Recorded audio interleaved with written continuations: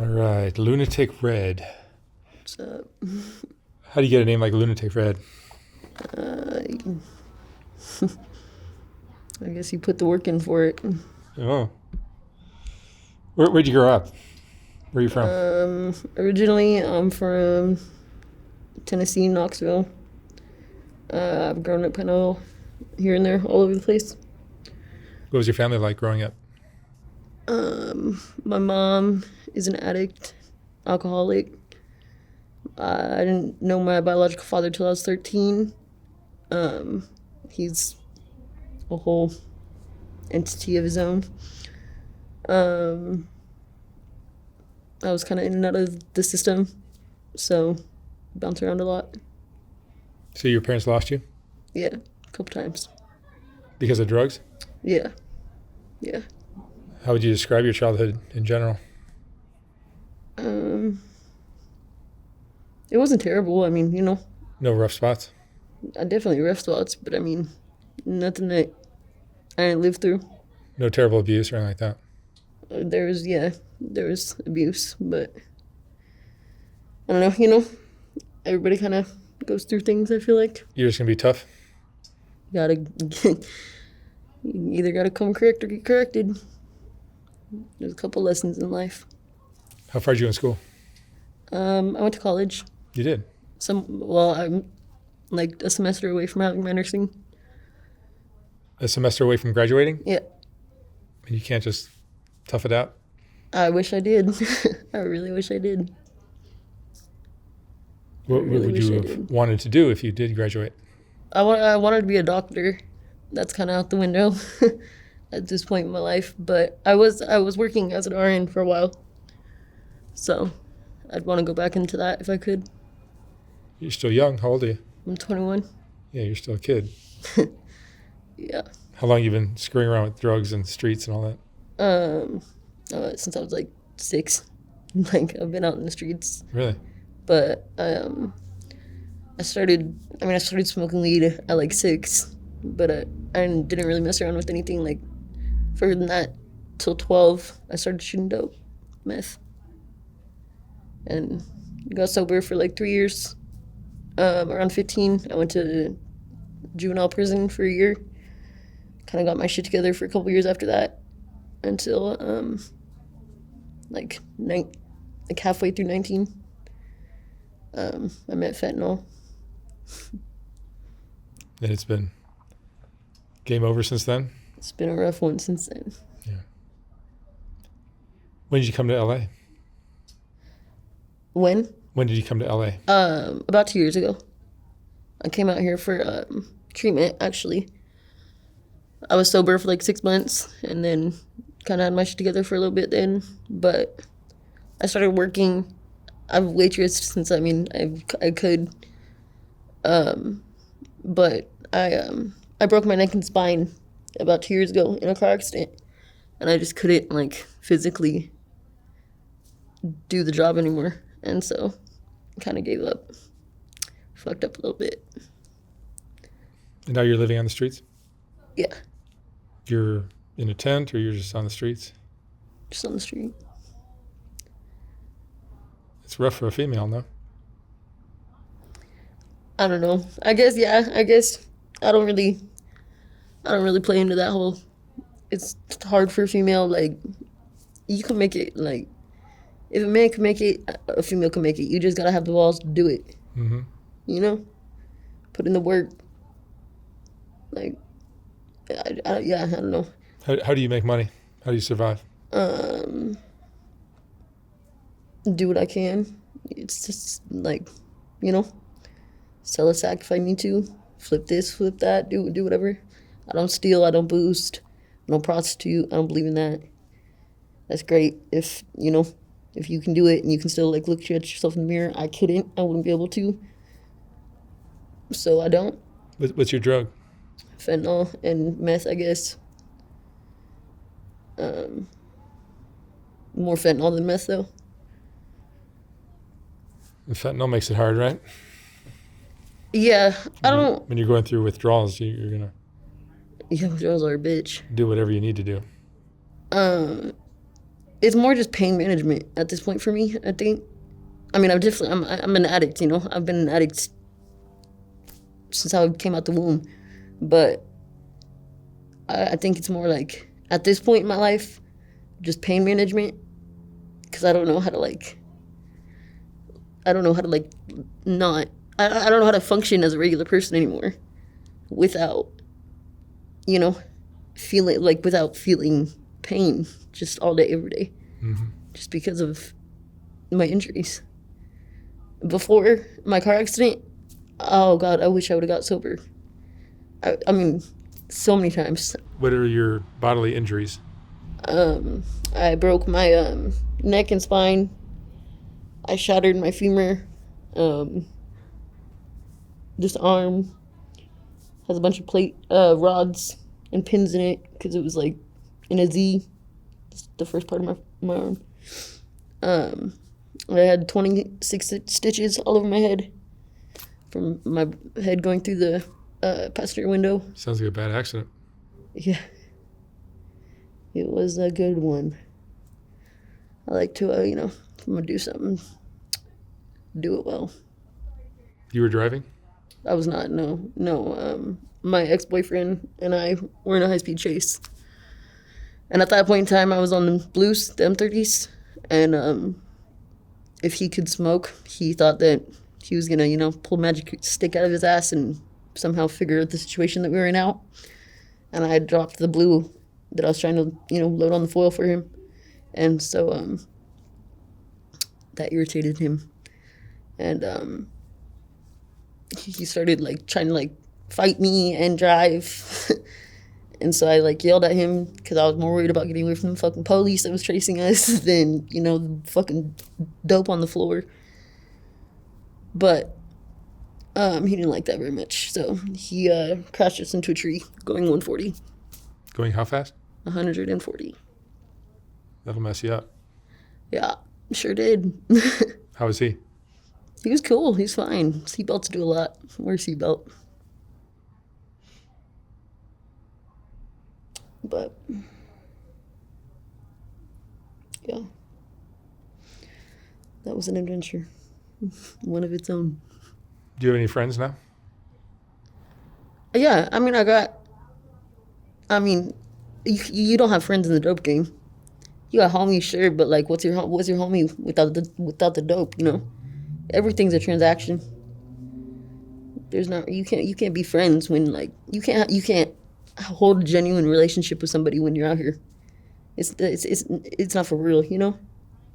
You can put your best effort into it to make it something real, but at the end of the day, like, when you're numbing yourself, you're not gonna really feel, you know, what that person's going through, or you're not gonna be able to connect with them like that, you know. You're numbing yourself. That's what you're doing. That's why we're doing it. Like, what do you think you're numbing yourself from?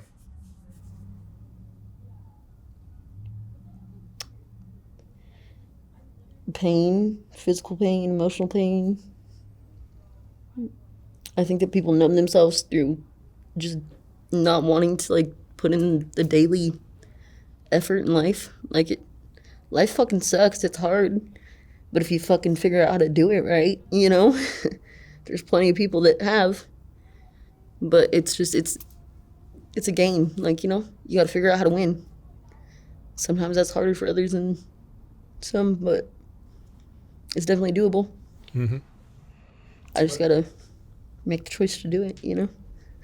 What emotions do you go through living this life?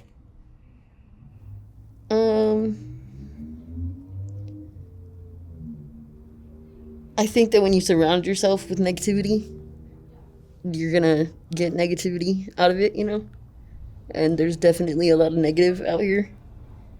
I definitely could, like, surround myself with a lot more positive, and I think a lot more, I would feel a lot happier, you know? Because this shit's sad, you know? It's sad. Who the fuck wants to see people, like, doing this shit we're doing? Or to ourselves or to somebody else, you know? It's disappointment, I think, is a better word for it. It's disappointment in yourself and others. In the fact that, like, we have this epidemic anyways in life, you know? this like drugs and like just the whole nine, you know, the whole yard. Like it was built off of somebody feeling something terrible, you know. When you start something from something terrible, it's gonna be terrible. You know what I mean? The outcome of it isn't. You're not gonna have something positive from something negative. You know? It's just. I just think it's sad. It sucks, but we do it to ourselves. I think that a lot of us have probably had. I know I for sure have had opportunities that if I looked at it differently, or went about it in a different way, I would have had a better outcome. I may have not had that knowledge at the time or the ability to see that, but I'm sure somebody tried to tell me at some point, you know? What would you say are your biggest regrets in your life? I don't really do that. I don't really think I have regrets. I think that like I might have, if I could go back, I might say that I like would have wished I did something differently. But anything that I did or any choice that I made, anything situation that I went through, I learned something from it. And if I didn't, then I guess we could call that a regret. But there's nothing that I've went through that I haven't like been able to take something from, you know? And like for me that's the biggest, like that's the most valuable thing I can have is my mentality and like my ability to get through things, you know? And so I don't have regrets. I wouldn't, if I could go back today and change anything, I don't think I would. Even though I know that I would be in a better position, you know, maybe mentally, physically, emotionally, financially, whatever.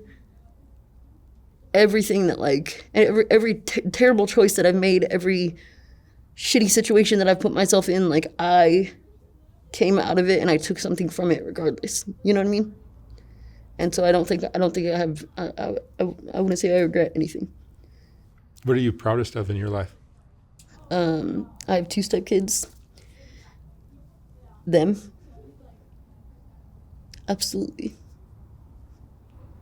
What would you say is your greatest strength?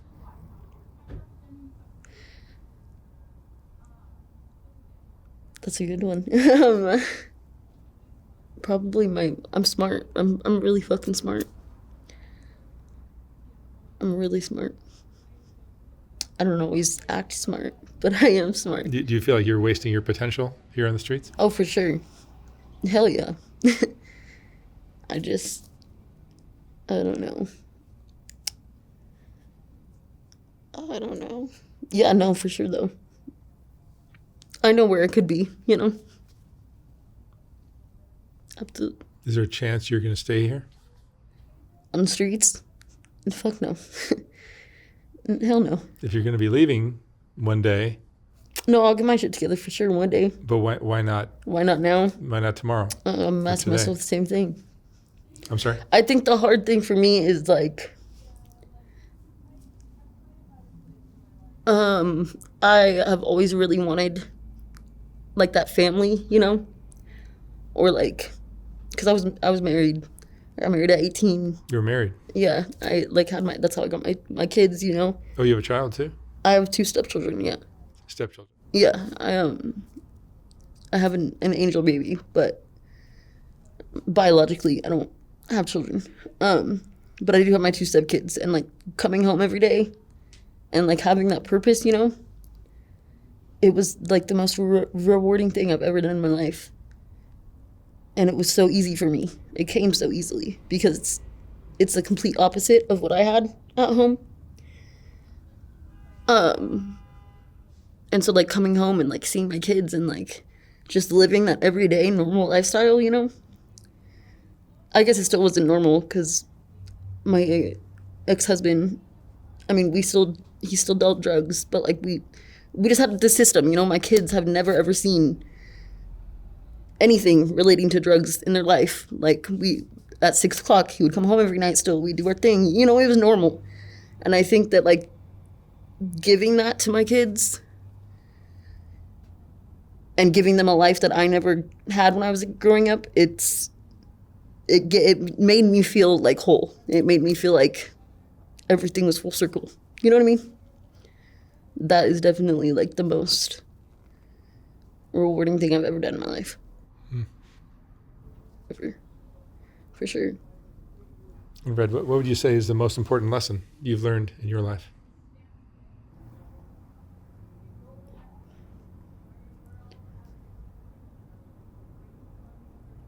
Probably to love myself before loving something or somebody else. Because there was a long time that I did not love myself, and I'm sure and there's a lot of times that I don't love myself now.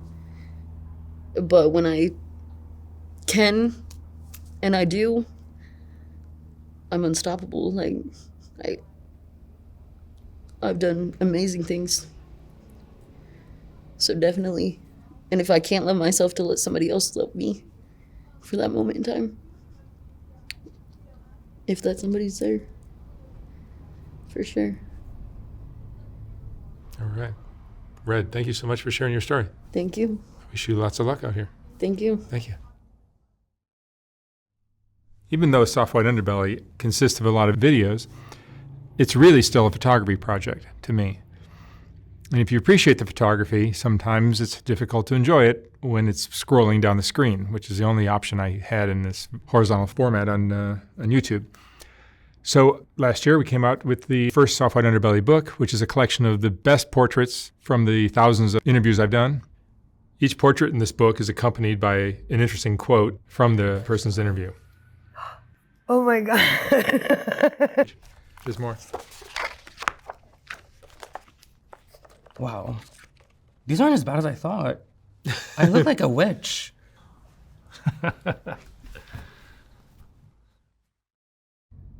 I will not be reprinting this book when it sells out. So once it's gone for good. You can order yours at softwhiteunderbelly.org. $125, $150 for a signed copy. And thank you for watching.